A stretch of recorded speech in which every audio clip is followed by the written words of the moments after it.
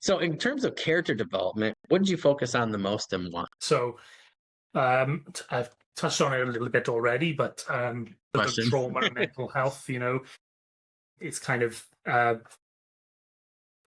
had many struggles with mental health over the years, and as have many of my friends and family. And it's kind of one of the reasons I focused on it so heavily in my books, and it's one of Mm. the reasons I'm sort of drawn to that topic. It's because I know what it's like to be on the other side of it, and I feel like passionate that they're important topics to discuss, and you know any reader who reads the book and sees something of themselves in some of the characters, and then ends up potentially getting help as a result, would tick all the boxes for me. In The Great Leap, I wanted Fleeta to be like a phoenix, where she's kind of had this incredibly traumatic upbringing, and now, despite being banished and in this kind of really dark, inhospitable place, she's kind of free from the things, the chains that she had around her. Mm. And her journey is all about her attempt to become someone.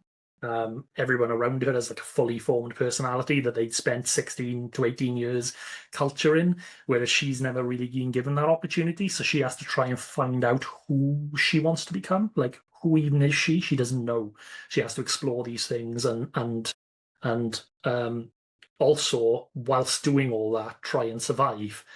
And I ended up doing an incredible amount of research around childhood trauma, how it continues to affect people even after the Yeah, threat disappears, yeah. and crucially, that nobody has ever healed from it, and that's kind of fundamental to her character. It's kind of one of my pet hates in literature is when you're reading a book and somebody has an incredibly traumatic experience. They then show how that traumatic experience affects them, and then there's a moment where they're like magically healed, like they're better now. Yeah, That's yeah, not how it works.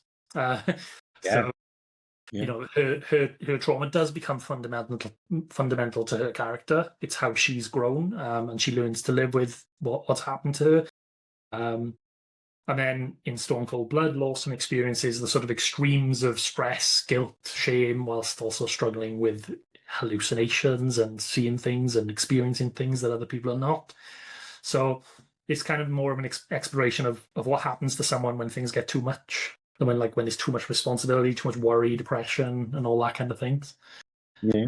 And like with The Great Leap, I did a lot of research around mental health conditions to make sure that my portrayal was as accurate as possible. Yeah, Aside from my own personal experience, there's obviously I don't want to glorify anything. I wanted it treated safely and honorably, and these challenges basically form the fundamental building blocks of who these characters are.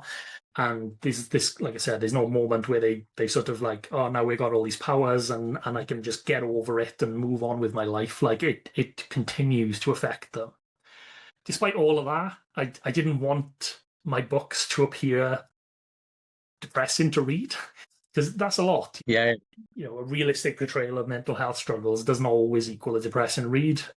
There's humor, there's action, and at the end of the day, I believe my stories are ultimately hopeful and positive, ending on a note that kind of will have you loving the characters and excited for their next appearance, rather than putting the book down and feeling like you've got to take yeah. five. They're ultimately positive experiences, but they kind of address the journey accurately, I like to say.